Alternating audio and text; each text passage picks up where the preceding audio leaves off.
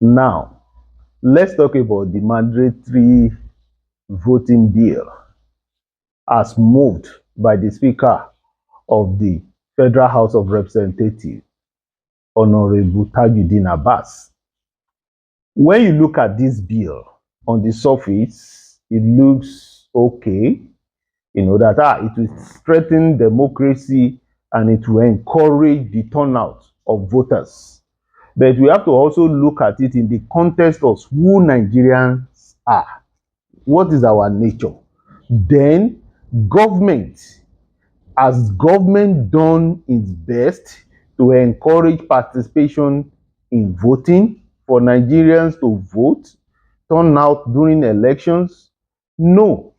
As a politician, we know that the lower the turnout, the better for manipulation and machination on the days of election. So it's not as if it's not in the interest of the politicians to have low turnouts.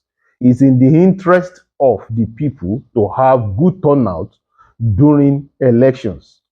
However, this bill on its own, it also contravenes some aspects of our constitution, particularly that one that has to do with human rights, freedom of association.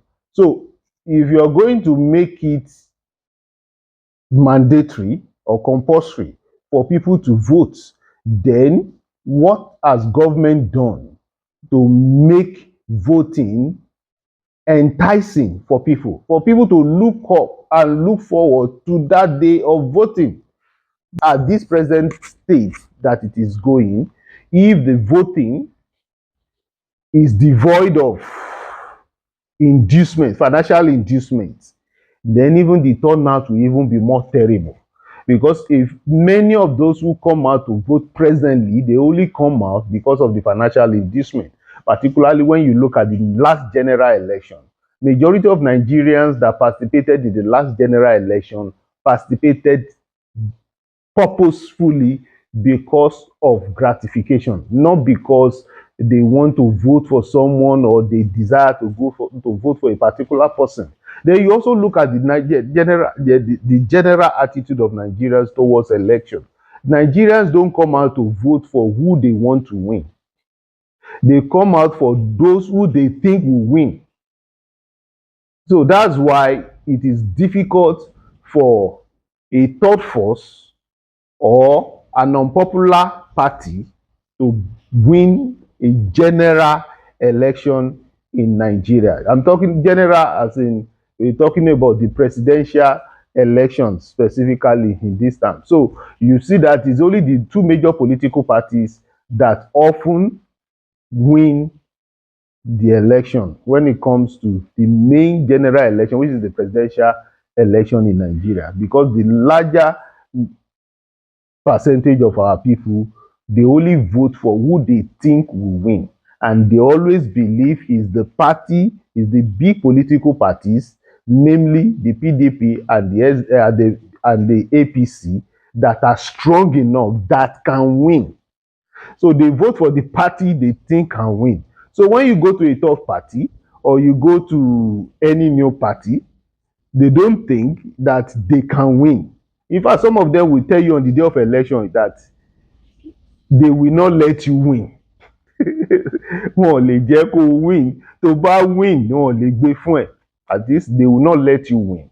And even if you win, you will not be declared as winner because they think the party is not strong enough. So when you have apathy and you have different opinions about election, that the winner has been predetermined by some people and is whoever they want to win or they declare that is the winner, irrespective of their voting. In which case, majority of Nigerians don't believe that their vote actually counts. So what is government doing to make Nigeria believe their vote counts and to make their vote really counts? The truth is, where vote counts, there will be little or no room for maladministration and misadventure like we see presently. So it is to the benefit of politicians that votes don't count. It is to the benefit of politicians that there are voter apathy. But government on its own has the responsibility through judicious spending of public funds, through electoral amendment of the necessary part of the constitution and the electoral law to encourage people. One thing I saw in the last election, 2023 election, is that a lot of people had expectation for that election because of the awareness created by INEC through IREV and all the other technology they introduced, and people, even the voters and the candidates, they had great expectation until the so-called technology introduced failed, and that caused a lower turnout during the consequent elections, which was the governorship and the state house of assembly election. So government has a responsibility to encourage people to turn out, not by putting punitive measure of 6 months jail term or 100,000 naira fine for those who don't come out to vote. We need to encourage our people to come out to vote, and to vote according to their conscience, not inducement, not coercion, nothing, not because it is mandatory. Let them have it as a sense of, as a duty. Let them see it willingly to come and vote. That way, they will vote who they want to win, who they want to lead them, not who they think will win. Because that's what actually happens. People vote who they think will win. When somebody go and kò lè win, he can't win, they won't give it to him. I don't want to lose my vote. Government still has a lot to do in Nigeria in the area of voter awareness, sensitization, mobilization, and personally, I believe government is not doing it because those in government stand more to benefit if there is voters apathy, if there is low turnout during the election, because the lower the turnout, the better for manipulation and electoral fraud. If our data in this country are synchronized, my bank details synchronized with my driver's license, synchronized with my international passport and NIN, such that is the only number there that I can use to vote. And I vote once, it is recorded, toll free. So it's not costing me anything. So I vote once and it has counted. I attempt to vote another time. Sorry, this number has voted before. And I know that's the only number that is registered to vote. Other numbers I have cannot vote because they are not associated with my NIN and my BVN. So with that, everybody can just vote with no inducement from anybody. I've done it and it's done. That's all. Then the National Assembly, too, when they vote, we should know who they vote for and what they vote for.